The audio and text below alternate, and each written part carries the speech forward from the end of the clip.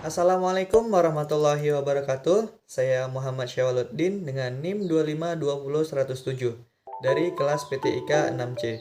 Di sini saya akan menjelaskan materi tentang jaringan nirkabel yang mana tugas ini adalah sebagai syarat untuk ujian tengah semester pada mata kuliah jaringan nirkabel. Langsung saja kita masuk ke pembahasan yang pertama, yaitu tentang konsep dasar dari jaringan nirkabel. Jaringan nirkabel atau wireless network adalah jaringan yang memungkinkan perangkat untuk saling terhubung atau terhubung ke internet tanpa menggunakan kabel. Jadi dengan menggunakan jaringan nirkabel ini, kita dapat berkomunikasi dengan komputer lain atau perangkat lain tanpa menggunakan kabel. Atau kita bisa juga terkonek dalam jaringan atau internet tanpa menggunakan kabel. Jadi hanya menggunakan gelombang radio saja. Selanjutnya adalah manfaat dari jaringan nirkabel ini. Adapun manfaat dari jaringan nirkabel ini adalah pengguna atau user kita dapat saling berbagi file atau sumber daya lain yang ada di perangkat kita tanpa harus menggunakan kabel yang terkoneksi antara komputer satu dengan komputer yang lain. Selain itu, jaringan nirkabel ini juga memungkinkan pengguna untuk terhubung ke internet secara wireless atau tanpa menggunakan kabel. Jadi dengan menggunakan jaringan nirkabel ini kita dapat terkoneksi ke dalam internet tanpa menggunakan kabel. Selanjutnya yaitu adalah jenis-jenis atau macam-macam dari jaringan nirkabel ini. Adapun jenis-jenis atau macam-macam dari jaringan nirkabel ini, yang pertama itu ada hotspot, yang mana pengguna itu dapat terhubung ke internet dengan melalui wireless atau melalui hotspot. Biasanya hotspot ini sering juga kita gunakan dalam kehidupan sehari-hari kita, yang mana jika kita ingin mengkonekkan ke sebuah wifi, maka dalam kedua perangkat itu harus ada yang menjadi pembuat hotspotnya gitu. Misalnya ada perangkat A atau perangkat B, yang mana perangkat A itu menyediakan hotspotnya, kemudian perangkat B itu akan menggunakan hotspot yang dibuat oleh perangkat A. Jadi bisa saling terhubung ke dalam jaringan internet. Kemudian ada WLAN atau Wireless Local Area Network, yang mana jaringan nirkabel ini digunakan untuk menghubungkan perangkat dalam area lokal atau hanya area tertentu saja, yang misalnya itu bisa di ruangan, di kampus, atau seperti di dalam gedung. Kemudian ada wireless metropolitan. Nah, ini hampir sama dengan WLAN tadi, yang mana jaringan nirkabel atau jaringan wireless yang digunakan untuk menghubungkan perangkat yang lebih luas daripada WLAN tadi. Kalau misalnya WLAN tadi hanya sebatas gedung atau pada ruangan, nah pada metropolitan ini dia bisa menjangkau area yang lebih luas, seperti namanya metropolitan itu dapat menjangkau sebuah kota atau sebuah wilayah pada suatu daerah gitu. Kemudian ada WWLAN atau Wireless Wide Area Network. Nah, jangkauan dari WWLAN ini lebih luas lagi daripada WLAN dan juga metropolitan, yang mana jangkauan dari WWLAN ini adalah sudah mencapai antar negara atau bahkan mencapai dunia atau sebuah benua gitu. Kemudian yang terakhir itu yang paling terkecil itu ada WPAN, yang itu Wireless Personal Area Network, yang mana jaringan ini dapat digunakan dalam skala jangkauan yang kecil. Biasanya teknologi yang digunakan itu ada Bluetooth, infrared, dan yang lain-lain. Untuk jangkauannya sendiri itu mungkin hanya sekitar 5-10 meter saja. Untuk lebih jelasnya lagi yang tentang WPAN ini mungkin akan saya bahas lagi nanti, ada materi sendiri.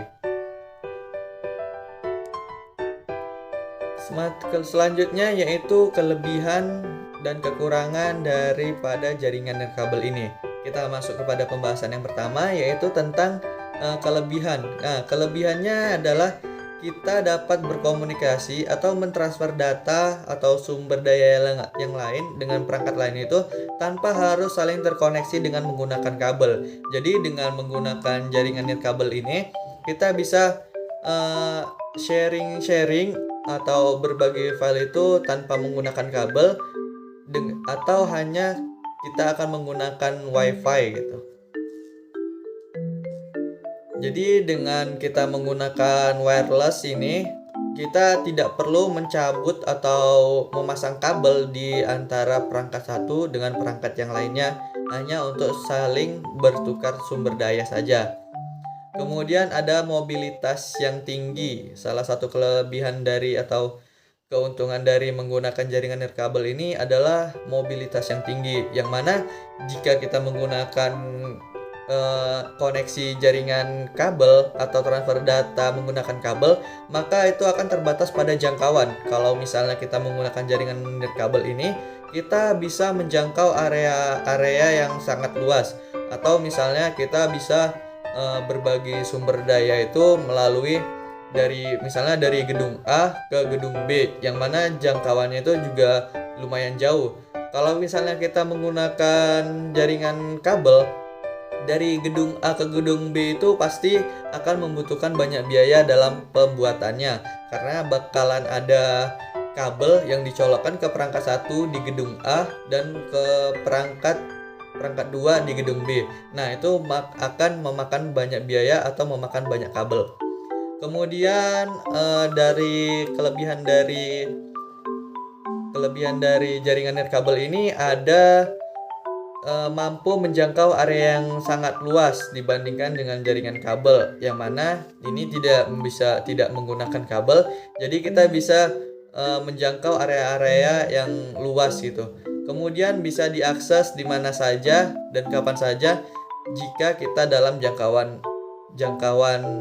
sinyalnya gitu. Misalnya kalau kita menggunakan handphone, kita punya WiFi gitu, kita tidak perlu mencolokkan perangkat kita itu ke menggunakan kabel agar dapat terhubung ke internet. Kita bisa menggunakan jaringan nirkabel dengan menggunakan fitur WiFi di handphone kita. Kemudian biaya perangkat yang ekstra lebih murah dibandingkan dengan kabel. Kalau misalnya kabel, kita menyiapkan perangkat utama dan juga menyiapkan kabelnya sebagai penghubung antara perangkat satu dengan perangkat yang lain. Kemudian keuntungan lainnya itu adalah jaringan utama atau jaringan wireless ini, atau bisa dibilang sebagai keuntungan paling utama yang membedakan jaringan wireless dengan jaringan kabel itu adalah dalam berkomunikasi. Jaringan nirkabel ini tidak menggunakan kabel. Jadi akan sangat memudahkan kita dalam mentransfer file atau terhubung ke internet, karena kita tidak perlu lagi menarik-narik kabel atau mencari port-port mana yang masih kosong untuk terkonek ke internet. Namun di antara keuntungan atau kelebihan dari jaringan nirkabel ini terdapat beberapa kekurangan dari jaringan nirkabel itu sendiri. Yang pertama itu kerentanan terhadap serangan dari luar, seperti misalnya dari hacker, dari cracker, atau yang lainnya. Selanjutnya yaitu kadang jaringan nirkabel ini koneksinya juga bisa terputus-putus. Bisa disebabkan oleh berbagai macam faktor. Misalnya yang pertama itu dari cuaca. Kalau misalnya cuaca mendung atau cuaca lagi kurang bagus, itu dapat mempengaruhi kecepatan transfer dari jaringan nirkabel ini sendiri. Karena fungsi atau teknologi yang digunakan itu adalah melalui gelombang radio, yang mana gelombang radio ini sangat rentan terhadap cuaca, atau bisa juga dapat dipengaruhi oleh tembok, yang mana jaringan radio itu tidak bisa menembus tembok yang tebal gitu. Jadi kalau misalnya kita mempunyai jaringan wireless ini, kita harus mempunyai sebuah alat untuk memperkuat sinyal agar ruangan-ruangan lain itu dapat mendapatkan sinyal yang bagus juga. Kemudian yang terakhir, kelemahan dari jaringan nirkabel ini adalah mungkin dari segi transfer data ya.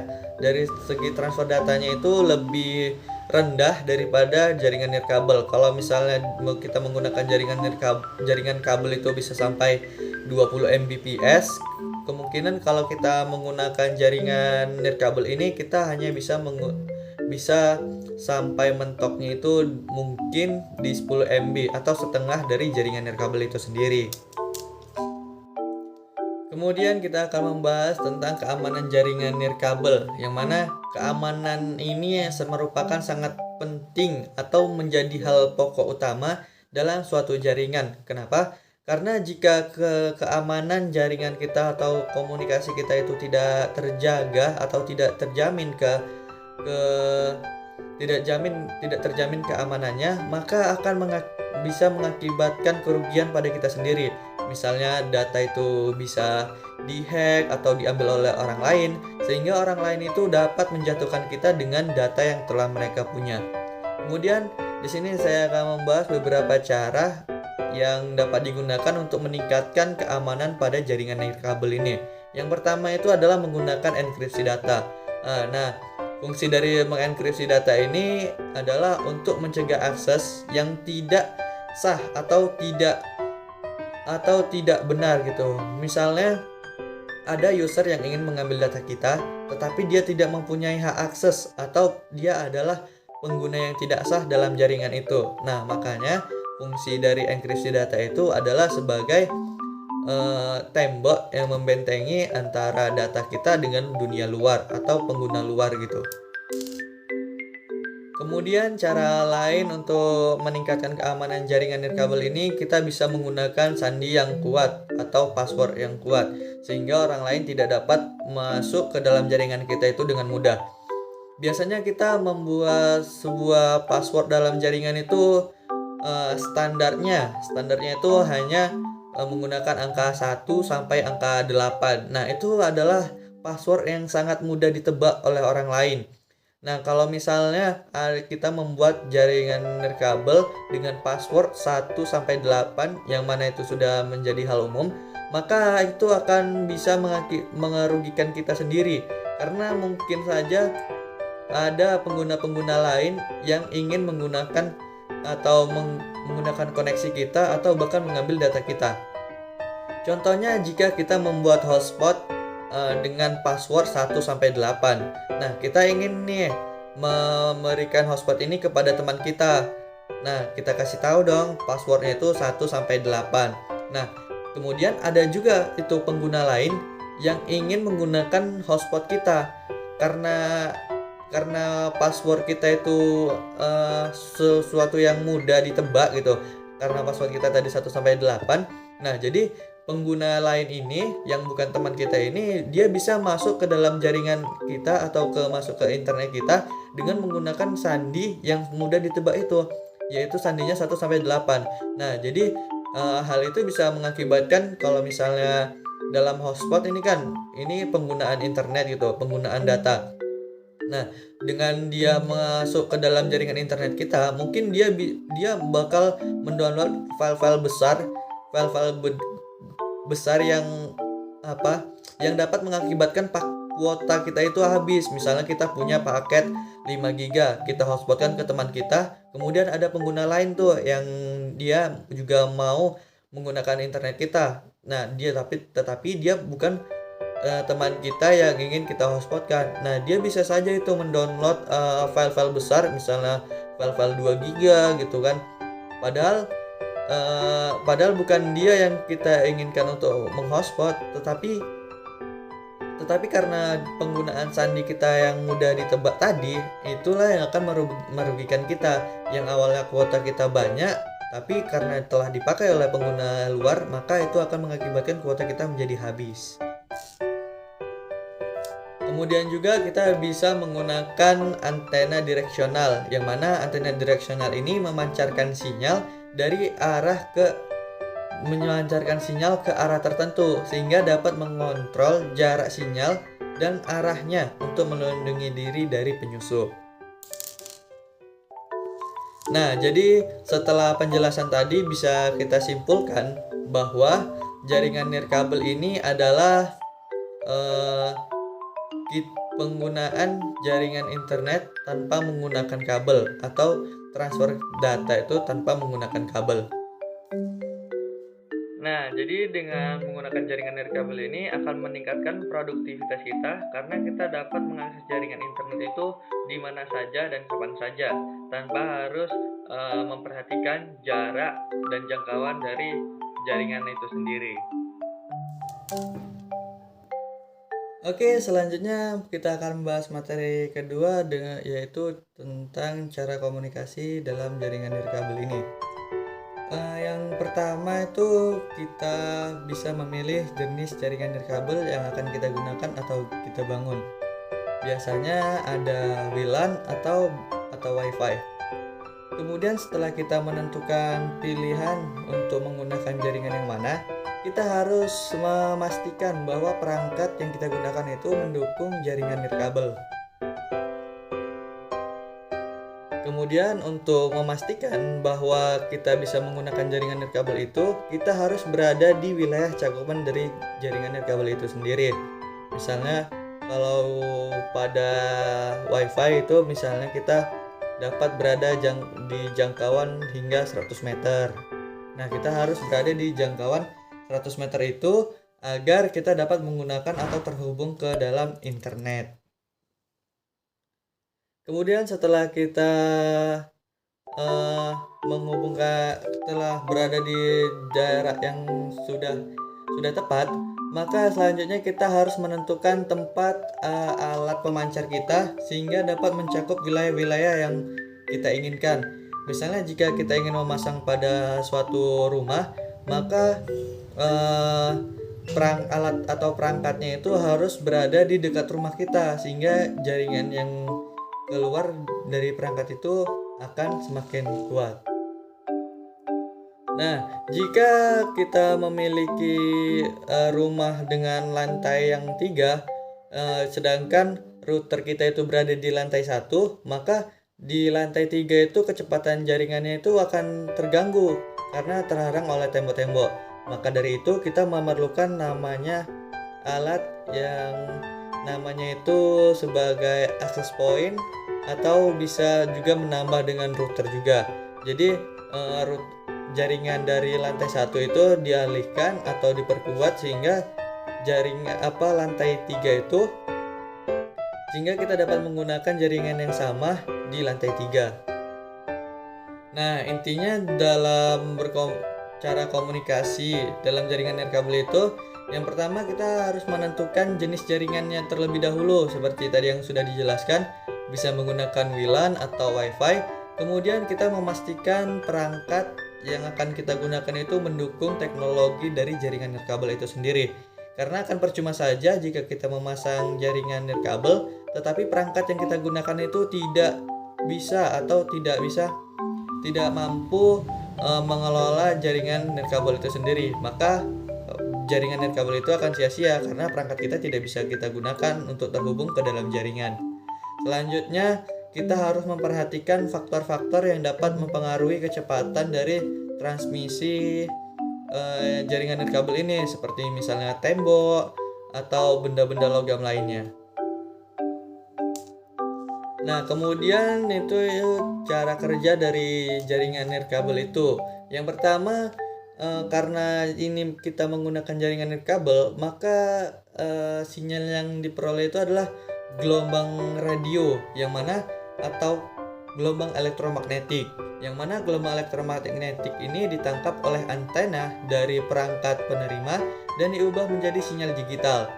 Kemudian sinyal digital ini diubah menjadi data yang dapat dibaca oleh perangkat penerima.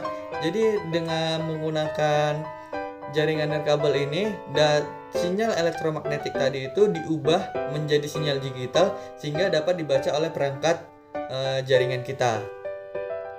Nah, kemudian jika kita ingin menghubungkan perangkat nirkabel dengan jaringan nirkabel, maka kita harus berada di dalam suatu koneksi yang sama. Misalnya kita mempunyai sebuah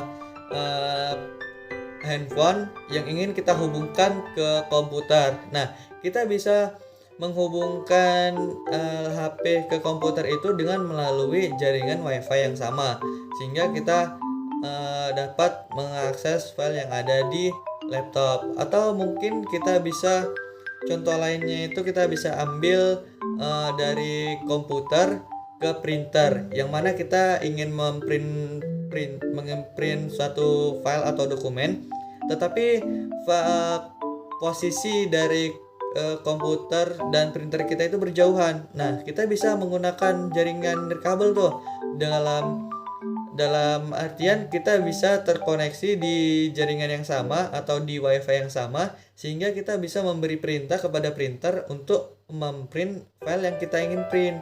Jadi kita tidak perlu datang ke print itu membawa file kita dengan menggunakan flash disk baru kita print, karena itu akan memakan waktu juga. Nah, kemudian jaringan nirkabel ini juga bisa digunakan di berbagai jenis jaringan, seperti yang sudah dijelaskan tadi. Ada WIPAN, ada WLAN, ada WIMAN, dan ada WIWAN. Nah, itu adalah jenis-jenis atau macam-macam dari jaringan nirkabel itu sendiri. Kita lanjutkan ke materi berikutnya, yaitu tentang perangkat dalam jaringan nirkabel. Nah, dalam jaringan nirkabel ini terdapat beberapa perangkat yang kita gunakan untuk membuat sebuah jaringan nirkabel. Yang pertama itu ada kabel UTP atau kabel STP, yang mana fungsi dari kabel UTP atau STP ini adalah untuk menghubungkan antara akses point dengan jaringan nirkabel LAN. Jadi kita menggunakan kabel ini tidak banyak dalam artian ini hanya secukupnya saja untuk menghubungkan dari LAN ke jaringan ke akses point tersebut. Kemudian ada namanya antena omni, yang mana antena omni ini berfungsi untuk memperluas coverage area atau jangkauan area hingga beberapa kilometer. Nah, jadi kalau misalnya kita membuat sebuah jaringan nirkabel, kemudian kita ingin memperluas jaringannya, kita bisa menggunakan antena omni ini untuk memperluas area dari jaringan nirkabel kita. Kemudian ada yang ketiga itu ada access point, yang mana access point ini berfungsi untuk menghubungkan jaringan lokal dengan jaringan nirkabel itu pada klien atau pada pengguna. Nah, jadi dengan menggunakan access point ini, kita sebagai user dapat menghubungkan perangkat kita seperti misalnya handphone, laptop, iPad, atau yang lainnya itu ke dalam jaringan tanpa menggunakan kabel. Kemudian ada PoE atau Power over Ethernet, yang mana ini adalah sebagai pengarus listrik atau yang mengalirkan listrik melalui kabel Ethernet dengan bantuan dari kabel UTP dan STP tadi. Kemudian ada alat yang namanya penangkal petir atau lightning arrestor, yang mana seperti namanya, jadi fungsi dari alat ini adalah sebagai penangkal petir, karena kan jaringan kita ini bisa dibilang berada di luar alatnya gitu kan. Jadi untuk menangkal petir kita membutuhkan alat yang namanya penangkal petir, sehingga perangkat-perangkat kita itu tidak terkena sambaran petir. Nah, yang selanjutnya yang keenam itu ada tower. Nah, fungsi dari tower ini hampir sama dengan antena omni tadi, yang mana gunanya untuk memperluas jangkauan dari jaringan wireless kita.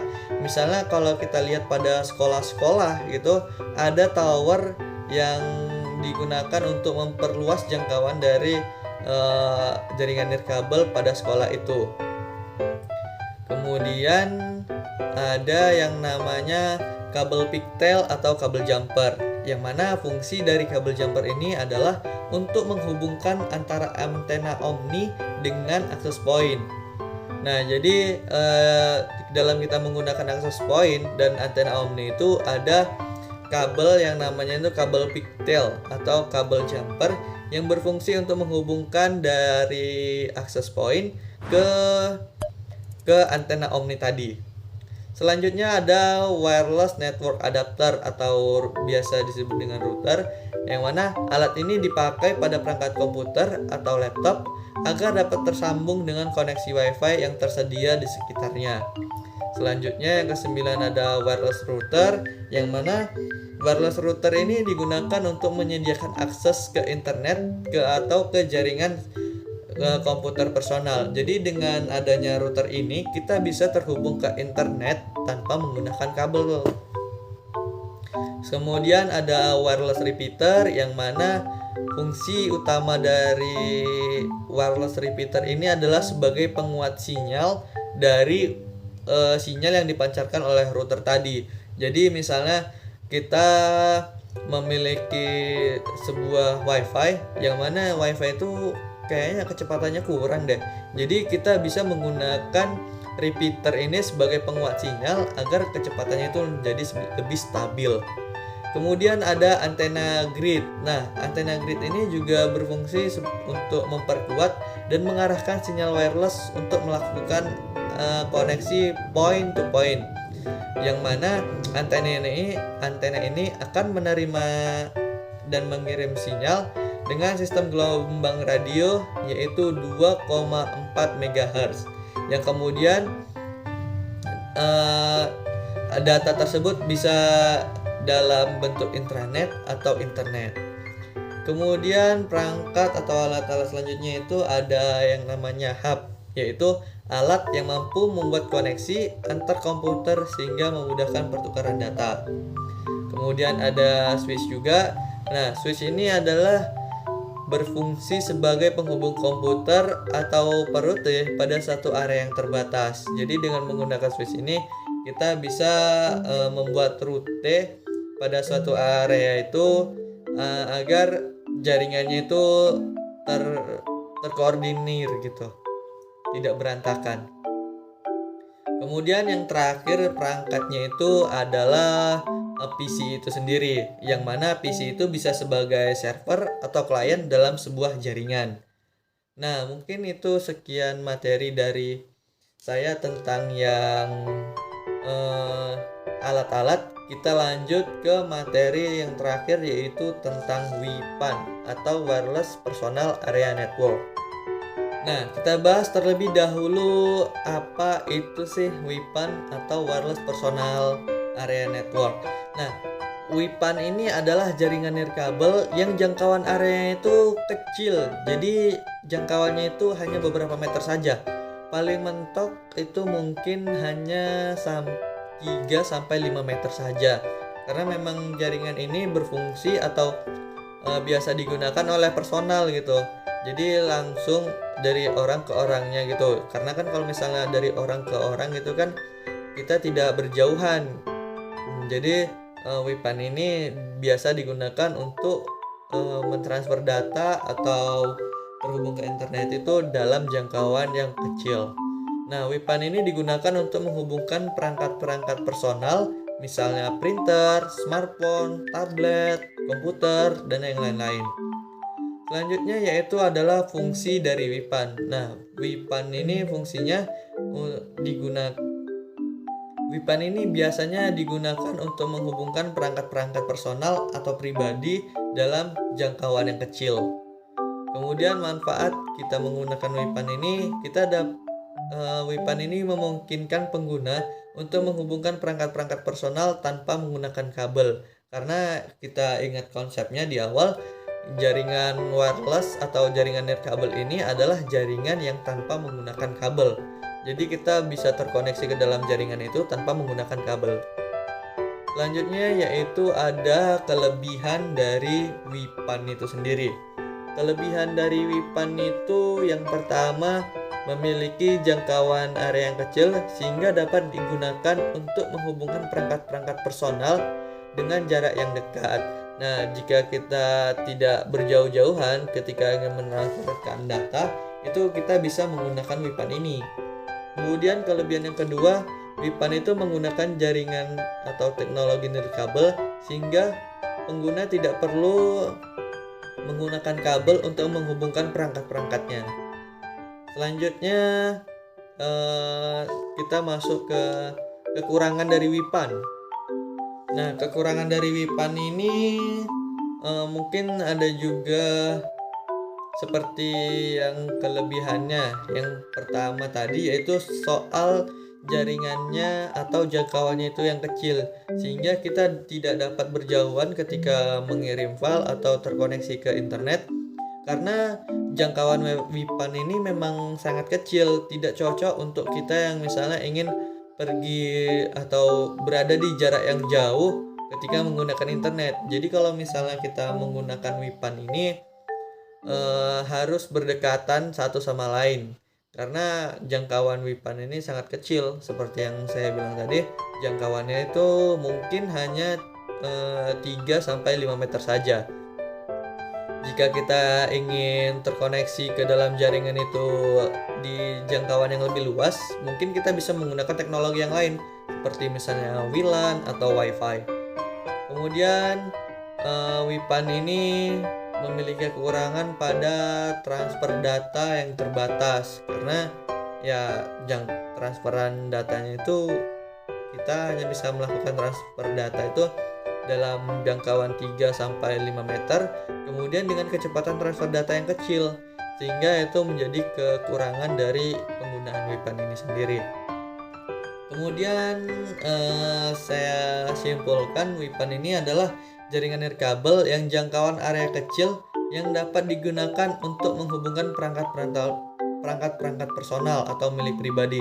Kemudian WIPAN ini memiliki kelebihan tidak perlu menggunakan kabel dan jangkauan area yang kecil, namun memiliki kekurangan juga dalam hal kecepatan transfernya, karena seperti yang dibilang tadi, kecepatan transfer data pada WIPAN ini sangat terbatas, dan jangkauan area WIPAN ini juga sangat kecil, yaitu 3-5 meter saja.